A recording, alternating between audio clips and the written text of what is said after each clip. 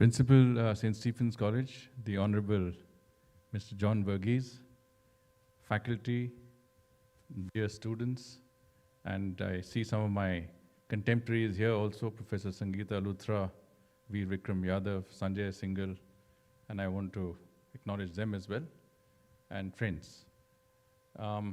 It's a great pleasure to be here, back in my alma mater, to deliver the second KPS Menon Memorial Lecture.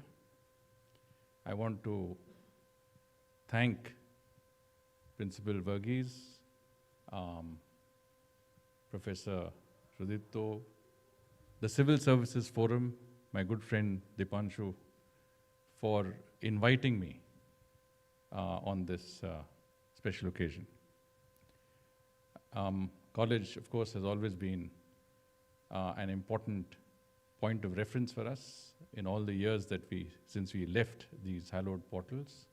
And I'm very happy to know that we have been able to achieve so much in the realm of foreign policy with the strong support and involvement of St. Stephen's College.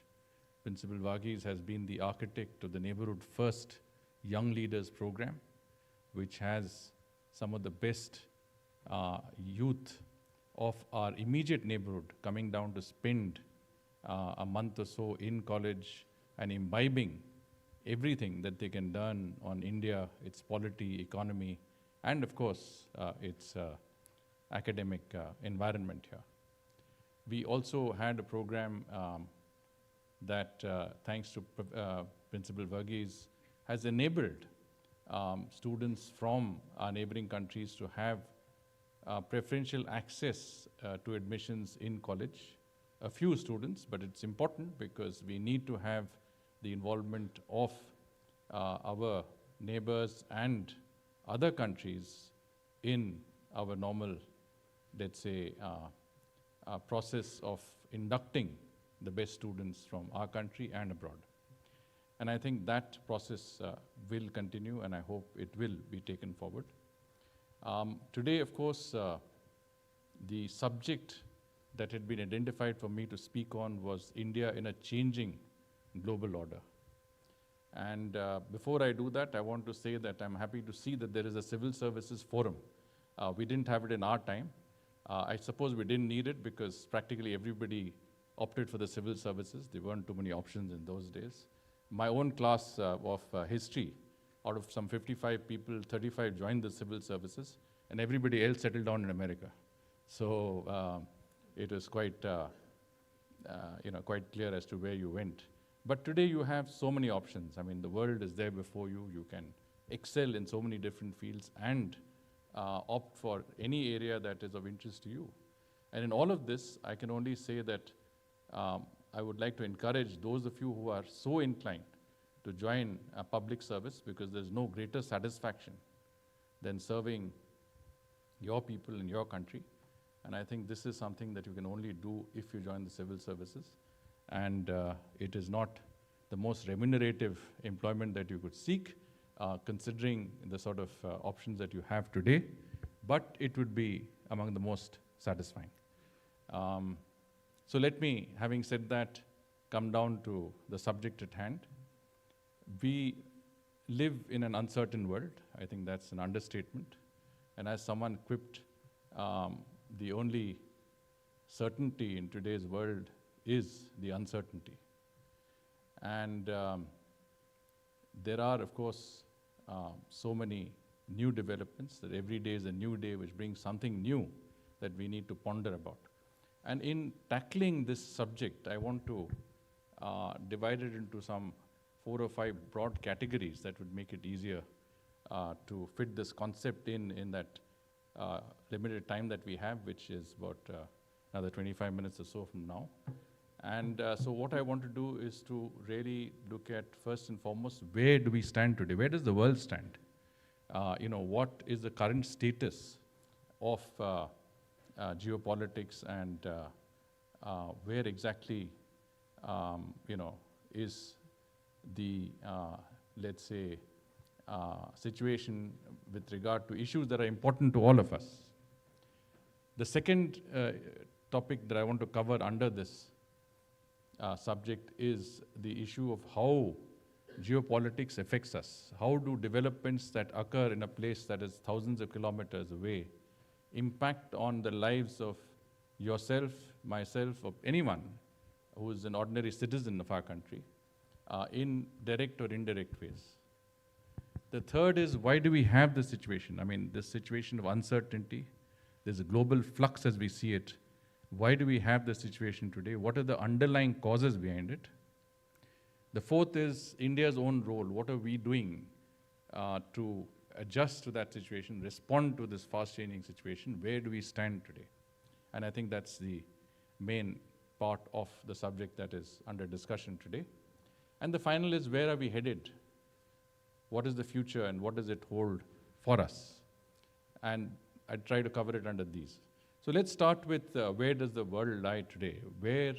What is the situation as we see it? And I'll take you through 5 or 6 facts based on which we can extrapolate. I mean, these are just examples of where we really are, but I think they are more telling examples of where we are. So the first, of course, is the fact that there are more military conflicts taking place today than we have ever had since the end of the Cold War. In other words, that besides the 2 major conflicts that you see in Europe and the Middle East, you also have a number of small conflicts across the globe, in Africa, in Latin America, in our own region. And these are, I think, a symptom of increasing, I would say, absence of global governance when it comes to maintaining international peace and security. But I'll speak about it as we go along.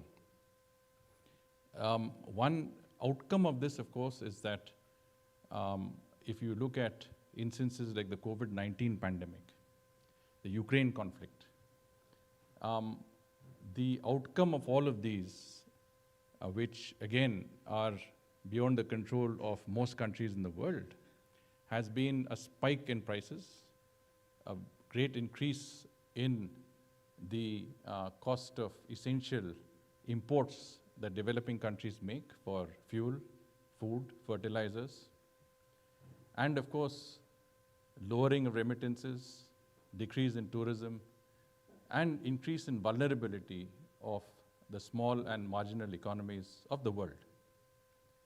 And the second fact is that in today's context, some 65% of all developing countries are either indebted or at risk of indebtedness. In other words, the ones that are being most affected, as I said, are the smaller developing economies. Some of them are in our immediate neighborhood. Sri Lanka is a case in point. We've seen a meltdown of the Sri Lankan economy precisely because of the factors that were beyond their control, strong price increases. And when you talk about price increases, we cannot overlook the factor that the price of oil in 2022 increased by over 50%. Of course, as the Ukraine conflict broke out, you would have seen that the price of oil went up from something like $65 a barrel to about $134 a barrel. Now, fuel, is something that impacts all of us, because the moment fuel prices go up, everything else goes up. The price of the food that you have in your mess goes up, the price of your travel goes up, the prices all around are impacted by an increase in energy prices. The other factor, of course, is that we are in the process of what is called the Sustainable Development Goals. And I think most of you are familiar with it. I don't need to go into it. But we are in the last phase of the implementation of the SDGs, which should be completed by 2030. And out of the 17 SDGs that are there, I think not one of them will be implemented as per the agreement that states had in terms of the objective set. And that, I think, is also a very telling factor, because after all, the SDGs were created to combat exactly those issues, socioeconomic issues that were at the heart of the problem in the developing world. In fact, there are some indices like poverty, hunger, or climate change mitigation, which actually have regressed. Instead of becoming better, you have more people today that are below the poverty line. India is an exception. You have more people who are facing acute hunger, and you have more people, the rest of the world is facing the challenge of climate change. And that brings me to the other point. In 2015, 200 countries of the world came together at the Paris Climate Change Conference, which is called COP21, and agreed that we will try and control the increase in global temperatures and confine that increase to 2 degrees, but ideally it should be 1.5 degrees. Now last year, we just surpassed that 1.5 degrees. In other words, we've already reached global warming of 1.5 degrees above what was there in pre-industrial times. So we've, in a certain sense, already lost a critical battle in climate change, and climate change is upon us. This is a reality that we have to face. And of course, those are symptomatic of the problems that we face today. It doesn't factor in the sort of, I would say, uncertainties into global decision-making that is brought in by the advent of, say, Donald Trump into the scene. I mean, Trump has upended the traditional view of how states conduct business. He has, I think, started a trend which will, in some senses, call into question the way alliances have been made over several decades. And of course, I think started a trade war that would have impact on people across the world, one way or the other. It might be better, it might be worse, but there will be an impact. And that is something that we have to contend with. Now, the other factor, as I come down to, is how does that affect all of us? I mean, something that happened thousands of kilometers away. There's a war between Russia and Ukraine, right? It's far away. But how does it impact on you? What is it that would really bother you in your existence? Or the conflict in the Middle East. I mean, Israel and Hamas, and Israel and Iran have traded missiles at each other. How does it impact on you? So I want to take just a small illustration. I mean, I'm not going to take the entire conflict, but let's just take one aspect of the Middle East conflict. Hamas attacked Israel, Israel retaliated, the Hezbollah moved in from Lebanon, and there was another group called the Houthis, which then started attacking shipping in the Red Sea on the Suez Canal route in protest against Israeli actions. Now, they didn't do very much. There was a few missiles fired, a few ships were affected. But that impact of that one small aspect of the conflict in the Middle East has a certain resonance even in our lives so far away. And let me give you an example. Much of our shipping to Europe and North America go through the Suez Canal. That's the fastest way, it's the cheapest way. And that shipping has today been affected. 50% of the volume of shipping that went through the Suez Canal today has been, it is reduced by 50%. And on the contrary, the longer route via the Cape of Good Hope, you find that the volume of shipping using that route has increased by 74%. And India, which relies, as I said, on the Suez Canal for much of its shipping, is finding the cost of our shipping has increased by 15 to 20%. And our exports to Europe have dropped by 21% since this crisis started. Now, how does it affect you? It affects you in ways that you may not know. The devaluation of your currency. The next time you want to buy dollars to go and study abroad, it's more expensive.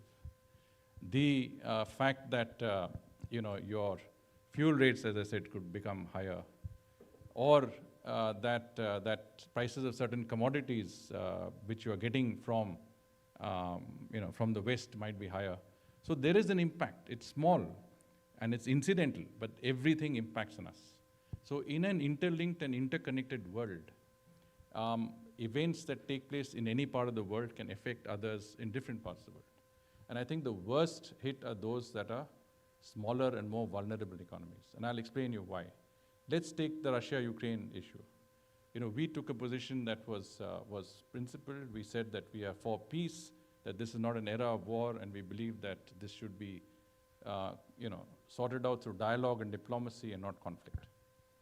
And one of the, I think, advantages of taking a line that was principled was that we were able to, and I'm being very specific, I mean, this is not a discussion on the conflict, this is really to give you an example of how a conflict in a country far away can come and affect us here. We were able to import Russian oil at discounted rates, right? I mean, at a time when the prices spiked up, we were able to get this oil at a much, much cheaper rate. Countries in many parts of the world couldn't. And those countries had a huge crisis in their hands because the moment energy prices went up by 40, 50%, the cost of living went over the roof, governments fell, situations changed, and the lives of ordinary people became very, very difficult. So in our case, of course, the fact that government was able to import, or rather India was able to import discounted Russian oil at rates that were much lower than the rest of the world was getting, was a major factor in stabilizing prices within India. So in 2022, 2023, 2024, you didn't see any spikes in inflation. Your lives went on in its own way. It did not affect your existence. Suppose you suddenly had, the principal had to raise your tuition fees by 50%, for which he didn't have a choice because that is the way prices went up everywhere. It would impact on you. If you had to go out and go and see a movie or go to a restaurant and you paid 50% more, that would impact on you. So by purchasing discounted Russian oil, I think India was in a position to stabilize its economy, but we did more than that. First and foremost, the purchases that we made from Russia were not in contravention of any unilateral sanction. What's a unilateral sanction? It's a sanction that is imposed by countries without UN approval. So America imposes a sanction, UK imposes sanctions, EU imposes sanctions, but those are unilateral sanctions. That means I'm imposing sanctions against countries, but those are my sanctions. As opposed to the UN imposing sanctions, those are multilateral sanctions, those are approved sanctions. But we did not contravene any unilateral sanction. That means we did not fall foul of any US sanction with regard to Russian oil. So we were always careful and one step ahead of the sanctions regime. And I think that is an important factor. And the second factor is that over a period of time, even the West and the United States had to grudgingly concede that the oil we imported from Russia actually contributed to a stabilization of global oil prices. Because not only was the oil used in India, but we were refining that oil and also selling it. Once you refine it, there's value addition, it is not Russian oil anymore. We were selling it back to Europe, back to the West. And this stabilized oil prices on a global basis. So imagine if Russia, which is one of the largest producers of oil in the world, was not allowed to export its oil at all, what would be the impact on global prices? So from that perspective, we contributed there. But the simple point is that the impact of anything that takes place is always felt anywhere in the world today. And no place is immune from that. And therefore, when it comes to global developments, I think we have to be more proactive, and countries have to be more articulate and vocal in voicing their concerns, because it is not something that concerns a group of nations or a small number of nations, but it concerns the whole world, and the impact of conflicts are felt on a global basis. So, of course, this is some illustrations of how it impacts on us, but why is this happening? I mean, there are short-term reasons, there are some symptomatic factors, but on a systemic basis, I would say one of the reasons why we are seeing this situation of global flux is really because there is a global rebalancing taking place. The GDP of America during the Second World War was, America accounted for 35% of the world's GDP in, say, in the 1940s. Today, America accounts for 15% of global GDP. China's economy had reached 75% of the US economy. And so as we talk about the fact that there's a global rebalancing, in other words, that economic activity, technology moving away from the West to the East, to Asia, of which we are beneficiaries, but I think the greatest beneficiary has been China. And the rise of China has, I would say, threatened the established order. And what you see today is a response. I mean, even Donald Trump is a manifestation of that response. It is the response of the West to a challenge to its primacy. And I think this is something that we will see. It will continue irrespective of trade deals that are struck or not struck. And I think this inherent, I would say, competition, or this inherent antagonism that would arise is based on a rivalry for the position of a global hegemon. And I think this applies to a number of countries. But definitely we are seeing a great amount of churning and disruption on account of this, let's say, continued issue between the two major protagonists. Now, what is our worldview? I mean, India would like to see a world which is a multipolar world. We've gone through from a bipolar world to a unipolar moment, and now there is an opportunity where the world could go either way. It could be multipolar, it could be unipolar. But our vision is of a unipolar world with several responsible countries taking a certain role in securing peace and providing security, and also helping other countries in their quest and endeavor. So what is our approach to the situation today? First, of course, I think you have to remember that our foreign policy today is less reactive and more proactive, more leadership-driven. We are not responding as much to initiatives by others as placing our initiative on the global agenda. You saw that when we took the presidency of the G20, it was our concepts that came into the fore. The concept of Vasudhaiva Kutumbakam. The world is one family, and that we have to work together constructively in order to ensure that the human race moves forward, that planet Earth moves forward, because we have to include everything in that, not just humans.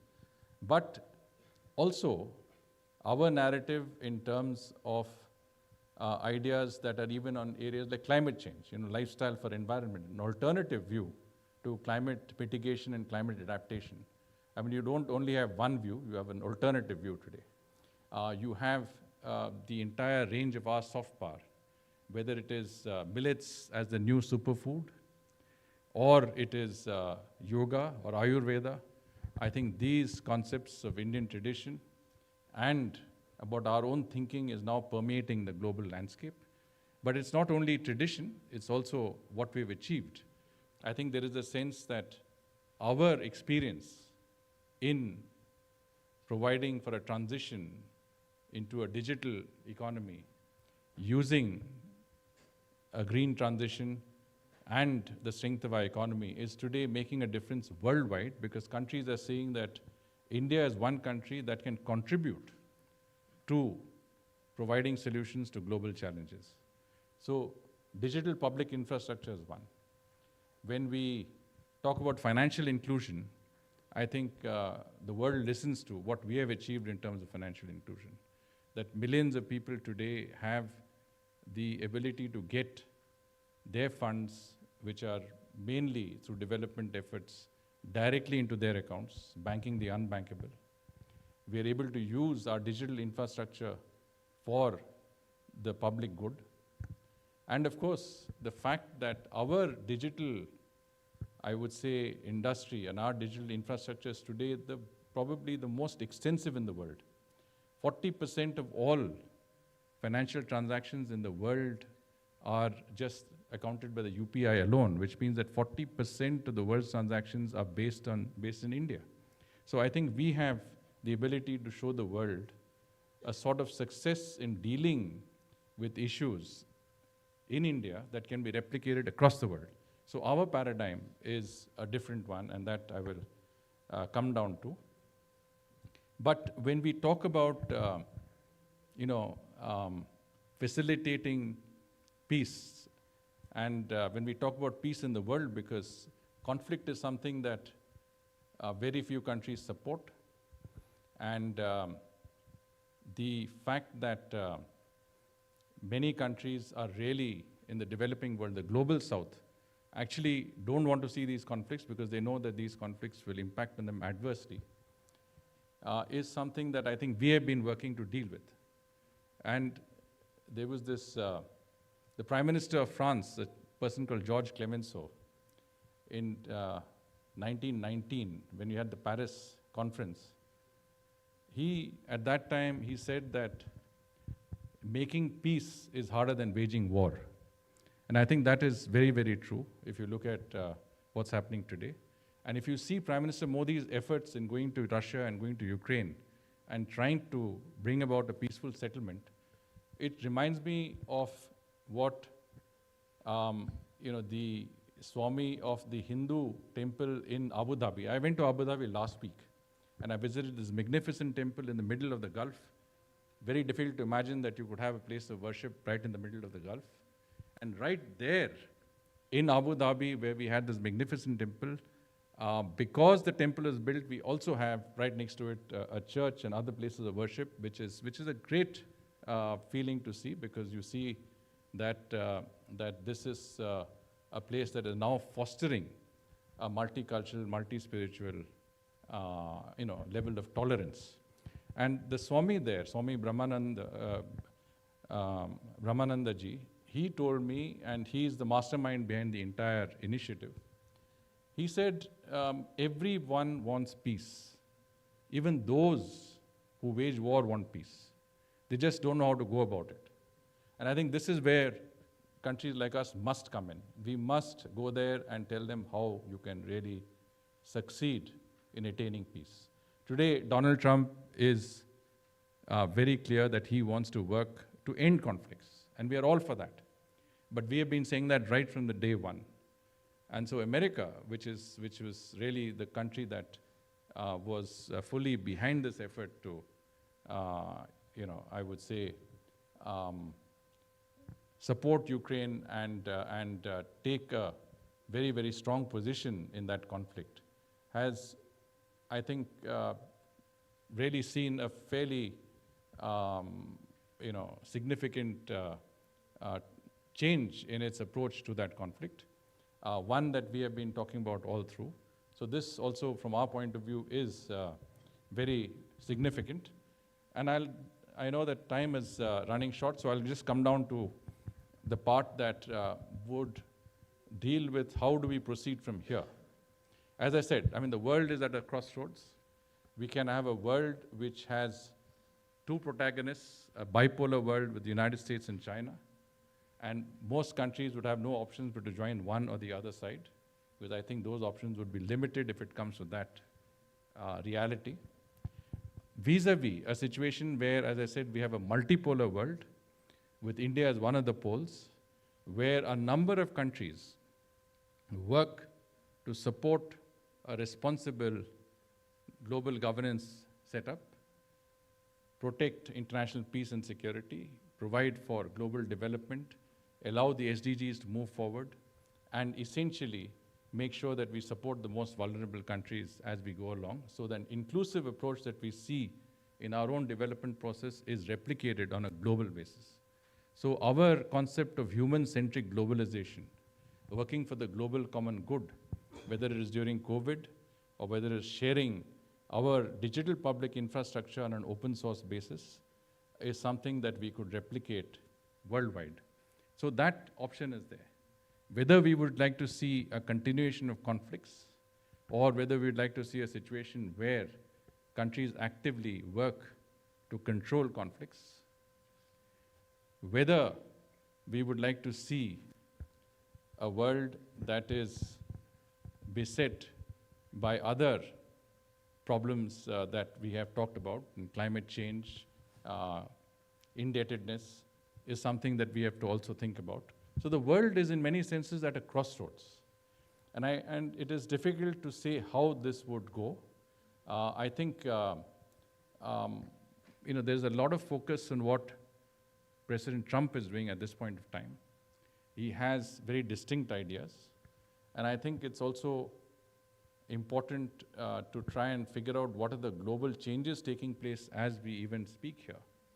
Every day is a new day, as I said, and change is on the cards, and change seems to be imminent in all areas.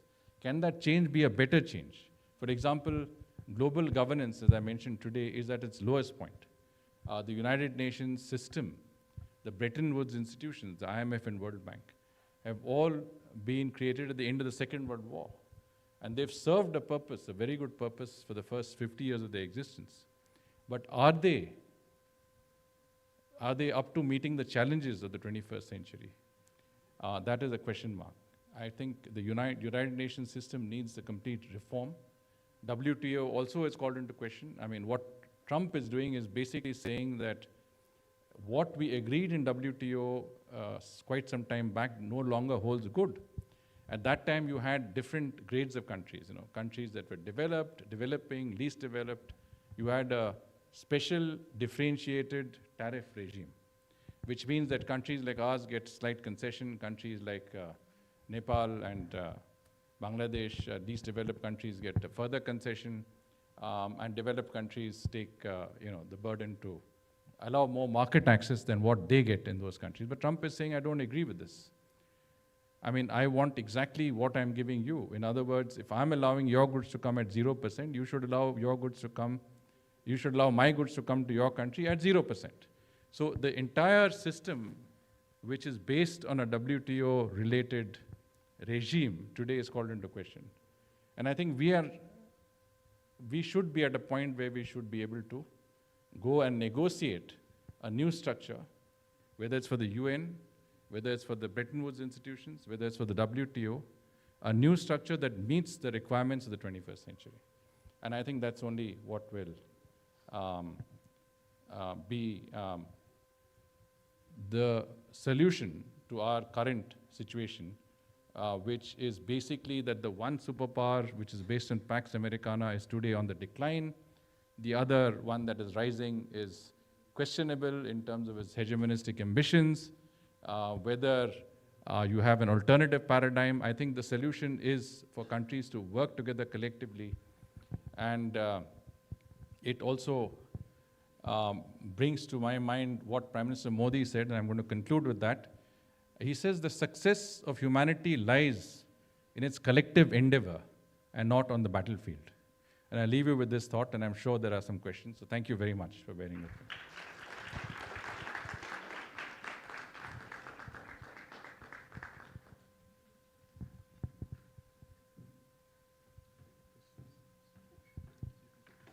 Okay, so if there's any questions, we are happy to. Oh, sure. You can take them. Okay. Maybe I'll sit there.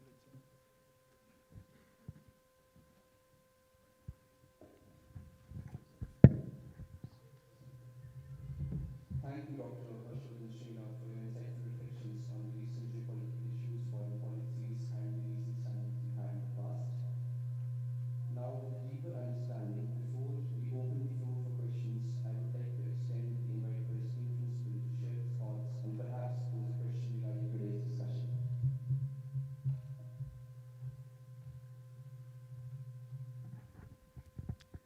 Right.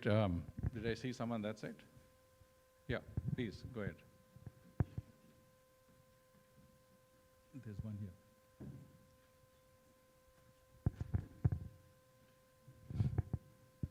Good afternoon, sir. I'm Chandrakanta from third year economics, and I had a question regarding the fintech infrastructure that you talked about in your speech.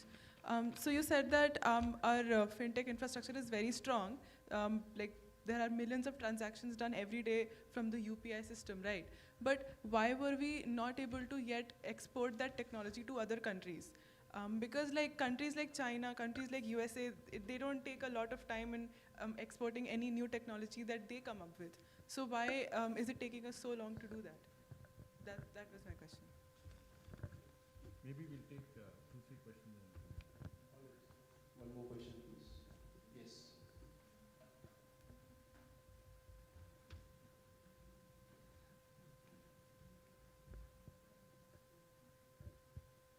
Thank you for the session, sir. My name is Vardhini from Philosophy Honours, Lady Shriram College. So my question is a new currency from BRICS a consideration, a possibility in the next 5 years? And how will that affect Indian and the global economy? One more question. Yes.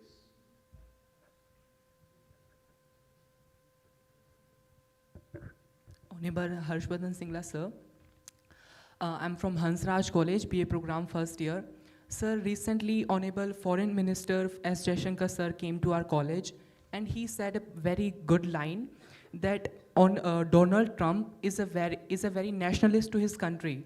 And that's why we can see in his policies that he's refraining from balancing a world order, and he's very conscious about being independent, not to alter the world order in the favor of United States. So I just want to ask, as in the past few years, United States has a major role to play in the world affairs, and now it is refraining itself from doing that.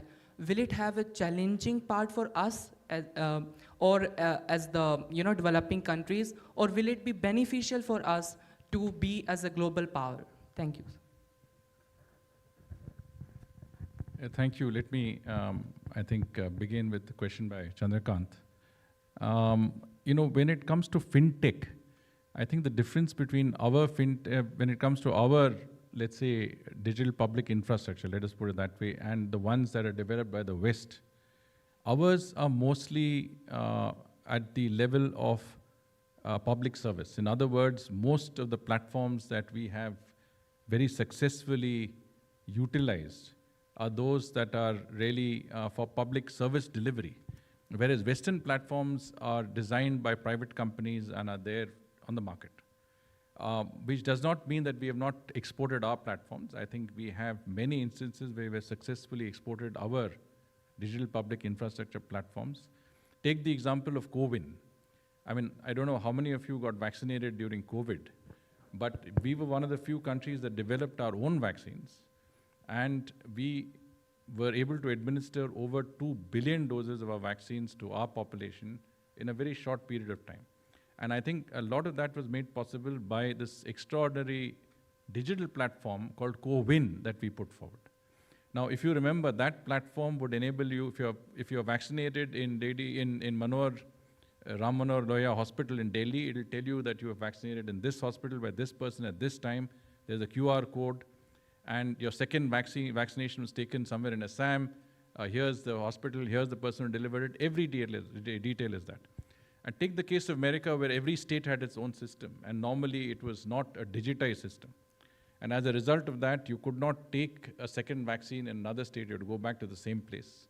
Your certification was, very, very different depending on which state you went to. So it was a very different situation. But CoWIN was something that we had a global conference. 140 countries attended that, and we said, this is open source.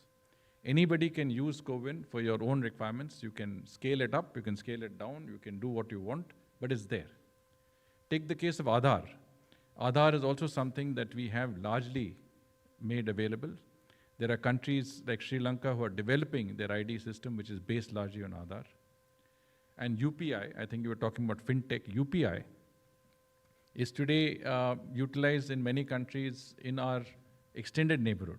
If you go to Singapore, if you go on holiday to Singapore, you can use UPI to make payments. You're charged here, but you're paying there. You go to, I think, UAE, possibly you can do that also. You go to Nepal and Bhutan, you can certainly do that. So we are trying to popularize UPI in a much bigger way. But we have to remember that there is a fundamental difference, and I think we have to really, there is a point in what you're saying is that we have to develop software which are driven and then popularize. But that's for the private sector. The government doesn't come into that. But I hope that has answered your question to the extent possible. The other question was by a friend from LSR, which is really on the BRICS currency. This really is, I would say, an initiative taken by Russia and China because of the difficulties that they were facing with regard to sanctions by the US and the West in the use of the dollar. For example, have you seen billions of dollars of Russian funds have been frozen, and they're not able to use the SWIFT system for transactions, and that creates a lot of problems for them. So they're saying, why not create another alternative currency that can bypass the dollar? But the dollar is a global currency. To replace it is easier said than done. And I think Minister Jaishankar had quite eloquently explained that this is not our initiative and that we are not for a replacement of the dollar by a BRICS currency. And I think that summed up our position pretty clearly, that we are not for this, and we are not going to pursue this in BRICS. We are in favor of mechanisms that will enable us to transact business outside of these systems. There's no doubt. For example, with the Russians, we have a ruble payment system, not the same as that existed during the Soviet Union times, but essentially, the holding of accounts in banks that would, purely deal with either rupees or rubles and then pay those as per the requirements. I mean, it's something that we need time to explain, but essentially we have a system. So we are able to look at some of these things, but we don't have to tie up with the rest of the BRICS countries to do that. I don't think that's our ambition. And the third question was from our friend from Hansraj, which is basically, yes, I mean, as the US, policies under Donald Trump, would that be something which would be in our interest or detrimental to our interests? And an insular US, a US that is withdrawing, a US that is increasingly looking at, its own, let's say, bottom line. I did tell you that, the entire UN system, say the UN Security Council, the UN Security Council takes a decision and asks countries to enforce it. So, for example, it says that this country is in violation of the UN, and we all agree that that country should be made to, let's say, made to account for what it has done. So who will do that? I mean, will the UN do that? UN can't do that. So it calls upon countries to do it. And on the country to do this sort of thing would be the US. So the US is, let's say, in a certain sense, the global policeman, the one that put out fires all over the world. Pax Americana was ruling. We were very, opposed to that system because it felt that that provided a certain hegemony which is not in our interests. But in today's context, I think, one of the reasons why the US is withdrawing is that it can't afford any longer to be the world's policeman. And in our conversations with the US friends, we find that, many of the bases that they have and they're trying to pull out of, Trump threatens to pull out of Korea, from bases in Europe, is because of the costs involved. I think the US cannot bear those costs anymore, and they need to deal with their own situation, their deficits, etc. Whether it's good for us, I think in today's context, I would say that a withdrawal of the US on a global basis is very bad news for us. Because who will come in its place and what the implications will be. I mean, I don't think we are going to be there, take up what has been left, that vacuum. But certainly China will be there. If the US withdraws from WHO, then the Chinese will fill the gap. They will provide more funding, they will get more of their people in, they will dominate that organization. And we have always protested against a Chinese approach to the UN, for example. We've always said that Chinese international civil servants are really working for the government. Whereas if you were to join the UN tomorrow, you would be a professional civil servant. You're not working for India.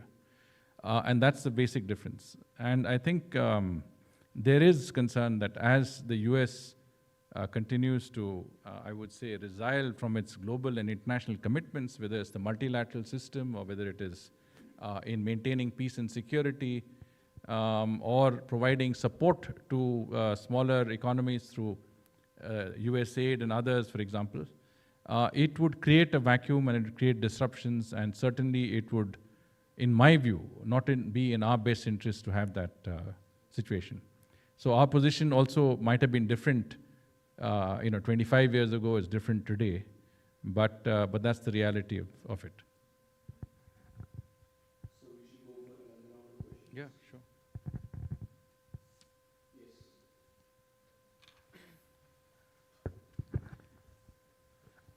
Yes. A very good afternoon, sir. My name is Priyanshu. I'm a second-year history honors student here in college.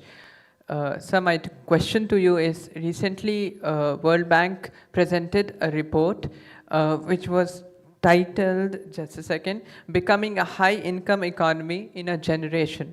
So, sir, it talked of having an annual average growth rate of 7.8% over the next 22 years to become a high income country to come in that category. But sir, given the global uncertainties, trade war kind of situations, certainly disruptions in the global supply chain, so how do you think we can fare or navigate in this uncertain world to achieve this growth rate? And if not, so the report also highlights that if not this growth rate, then we'll continue to be either in the upper middle income country or will fall in the middle income trap. So sir, how do you think about it? Thank you.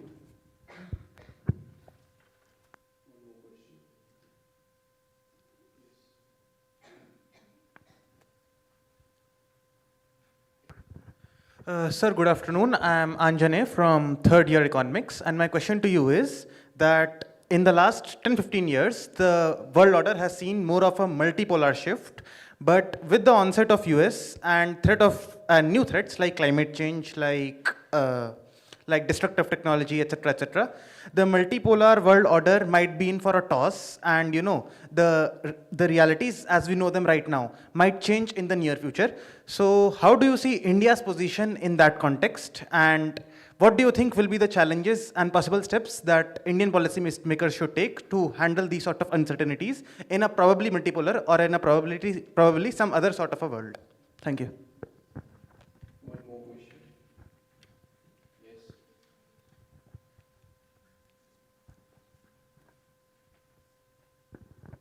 Good afternoon, sir. I am Soham Ketkar, alumni of St. Stephen's College 2024 batch, currently a student at Law Faculty, Delhi University. So my question is, during the time of conflict, when world is seeing a lot of global conflicts, and we have very unreliable neighbors, we cannot rely on them, they are very uncertain in their nature, where does India balance itself in national interest and its role as a Vishwamitra, that is a friend of all the global countries? And it's a famous saying that says, if you want peace, be prepared for war. So how does India places its national interest and strengthen itself more?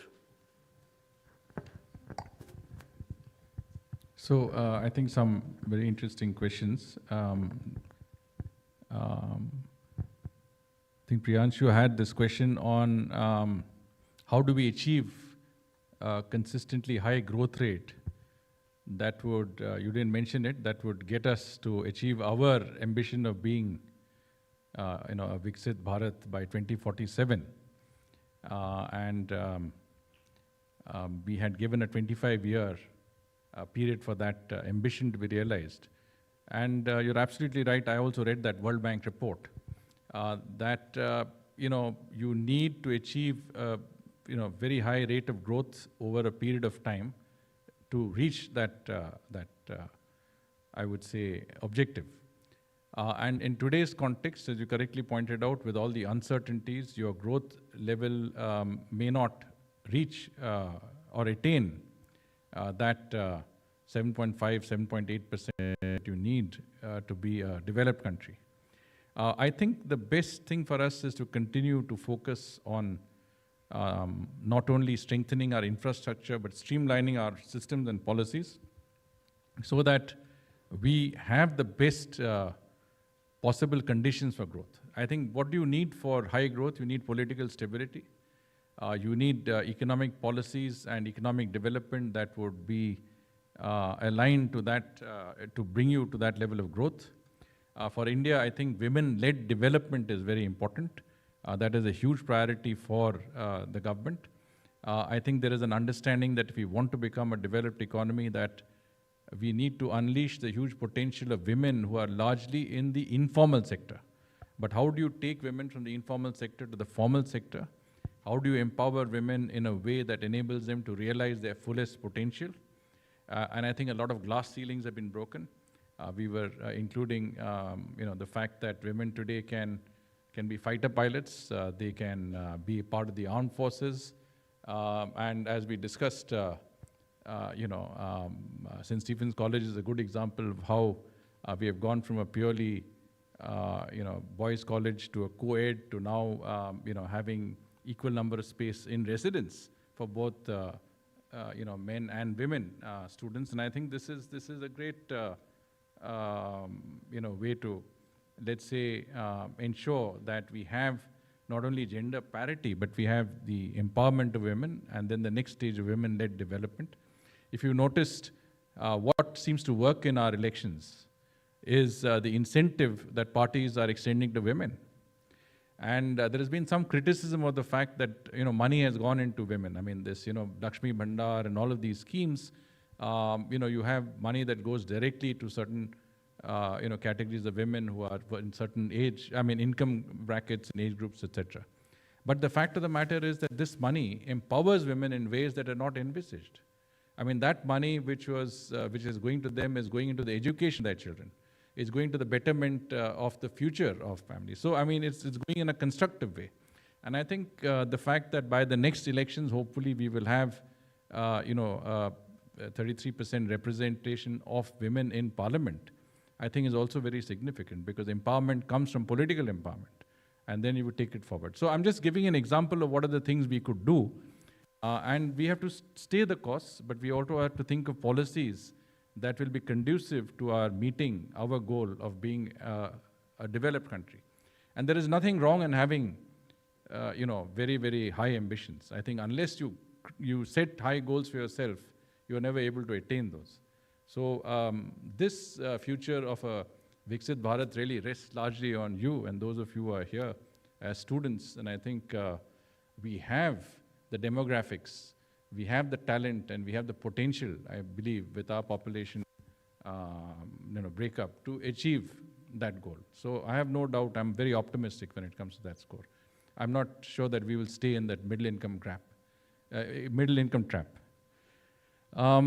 second question, of course, in the second round was from Vinay, I believe. This is India's position.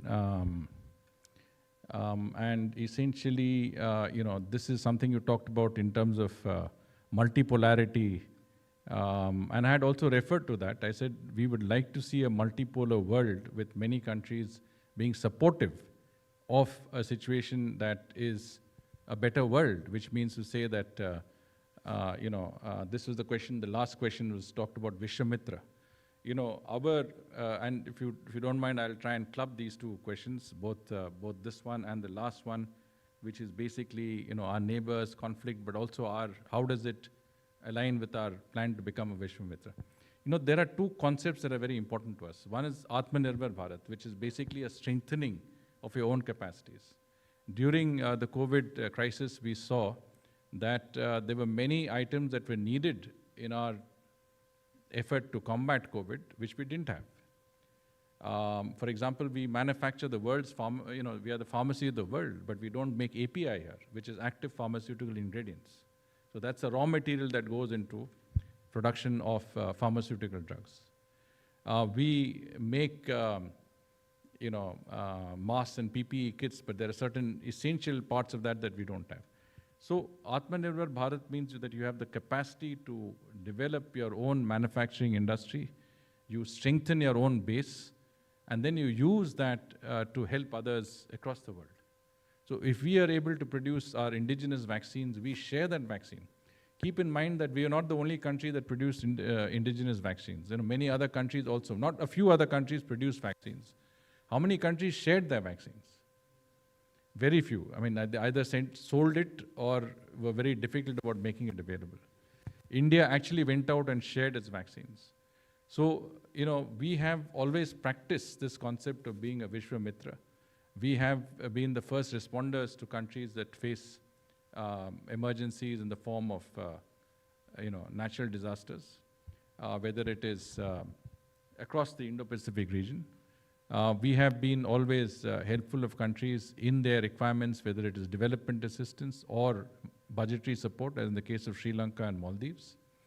And I think this is something that will continue to be part of our policy, because we have to remember that we are not only aligned with the Global South, but we have a responsibility to help our fellow partners in the Global South, whether it is by getting the African Union to be a part of the G20, or whether it is by extending lines of credit to Africa and development assistance to Africa. We will continue to do that.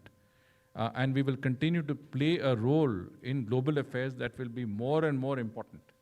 As I told you, 10 years ago, 15 years ago, we reacted to global initiatives. Nobody consulted you on global initiatives. Today, there is not one decision, important decision that has global ramifications that is taken without India at least being consulted. And that is the change that we have in our foreign policy, is that we have today a situation where we are definitely at that high table of decision making on global issues. Now, as far as our neighbors are concerned, I think, the Atmanirbhar Bharat is, as I said, hand to hand with our Vishwamitra. We are friends of the world, we will help countries, but obviously, if you attack us, if you aggress us, or your intentions towards us are not honorable, then we will have to respond in kind. And I think that policy, a robust policy of security, defense, and retaliation where required, has had a salutary impact. And today, I think we are in a situation where we have the least number of, let's say, cross-border terrorist attacks, attempts to attack us, through our porous borders in many ways, or attempts to undermine us in ways that are not necessarily evident. But I think we have to be aware of the challenges. We have to constantly deal with all the threats that are available today. And those threats are not traditional threats. Those threats are in the form of cyber security. Those threats are in the form of the new technologies that are coming out. Those could undermine you also. Those threats are also in order to influence sections of our own, let's say, country and undermine us in that regard. So there are many ways that can be done. A lot of information is also coming out on, the possible policies of the deep state under the previous US administration that sought to somehow undermine our security and our democratic processes. How much of this is correct and how much of this is not is a different issue, but there seems to be, on the face of it, a concerted attempt by certain sections of the West to try and keep India down. And this is something that we cannot accept and will not tolerate. And I think this is fairly clear in the way we conduct ourselves in our foreign policy and our external relations. So due to the shortage of time, we have to end the Q&A session. Before that, one important thing that we as the council and student fraternity would like to put forward to you is, what do you think should young leaders, students of today, take into their mindsets in order to become the kind of people, the kind of leaders that the nation, the globe wants? Is that a question? Yes. Well, I mean, as I look across to all of you, and I know that you're from St. Stephen's College, but you're also from many other colleges across the university. I think you really are the young leaders of tomorrow. And you're the ones that are setting the agenda for what our country will become 20, 25 years from now. So I would suggest that certainly, I mean, as far as the student body is concerned, you continue to do what you're doing. It's the natural course of things. But my one advice is that when you see an opportunity, a positive opportunity, don't pass it up, take it on. I've always believed in the tenet of the Bhagavad Gita, which says that both the performance and the renunciation of action are great. But of the two, the performance of action is greater. In other words, that you have the option, please do something. You could go wrong, you could go right, but you've done it. And so in all of you, I mean, you're the brightest minds, you have the talent, you have the future ahead of you. I think you have the possibility to take on more or take on less. And this is the time to take on as much as you can. Take on responsibilities, be active, and most important, be fearless and courageous in what you have to do. I mean, courage of conviction is very important. And of course, I did mention that I'm very happy to see so many people interested in the civil services. I think, honestly speaking, public service needs people like you. And you need to go out there and get into the civil services, make that difference in terms of the way our country is run, and the way that people serve the public. That's very important. And of course, when you do that effort, please make sure that you give it your best effort. There is no half-hearted effort when it comes to civil services. If you have to do it, you have to get in. And you have to you have to appear for the examination with a very, very clear view that you have to succeed. In my own hometown, I run a program. There's the Darjeeling Welfare Society, which is a foundation that I've created. And it does a lot of work on issues like livelihood, works with women's self-help groups, waste management, environment, etc. But one of the things that we're doing is that we are providing free UPSC coaching and mentorship to all those young people in that area who are from underprivileged backgrounds and don't have a level playing field. In other words, you're sitting somewhere in the back of beyond and you don't have access to proper coaching material, you don't have mentorship. So we are providing that platform for a large number of young people who have the intention to serve the country and the dedication to appear for this exam. And so not only are we providing coaching, online coaching and coaching materials, but also mentorship. So every month there is a young officer from the IAS, IFS, IPS who goes and speaks to them and guides them on how this is the best way to do the exam, but also encourages them. And we have also more experienced officers who address them. And that's a regular feature of what we're doing. So, you don't need that because you're already in a place where you have access to the best information possible. But use every resource and tool available to you to make sure that you have the best shot at the exam. Because remember, it's a competitive exam. When I stood for the exam, we had about 1.5 lakh candidates. Today, I believe we have anywhere between 6 and 7 lakh who appear for that exam. It's a far more grueling process. Even the prelims have become far more difficult than what it used to be with the CSAT and other papers that are more challenging for those who might have done humanities. But if anyone can make it, it's you. And we certainly want to see more of our friends and students from Delhi University and from St. Stephen's College joining the ranks of the civil services. And I can tell you one thing, Foreign Service definitely needs people like you. I think we have a very large intake now, about 40 people that get in. Almost 50% are women, which is a great change from our time where there were hardly, maybe 10, 20% of the batch were women. But today, not only are the batches 4 times larger, but they're also very well represented. And the opportunities today of representing a country where you carry weight in the world is very, very significant.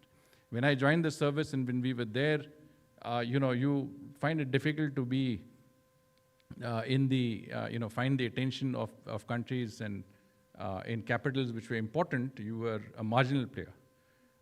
Today, as a representative in the US, I could access anybody I wanted. I was there in Donald Trump's first term, and I think I met the president more than any other ambassador in Washington, D.C. could meet him. So senators, congressmen, White House, National Security Council, the sky is the limit. You can meet anybody because of not whom you are, but because you represent a country like India. Well, thank you very much, and it's great interfacing with you.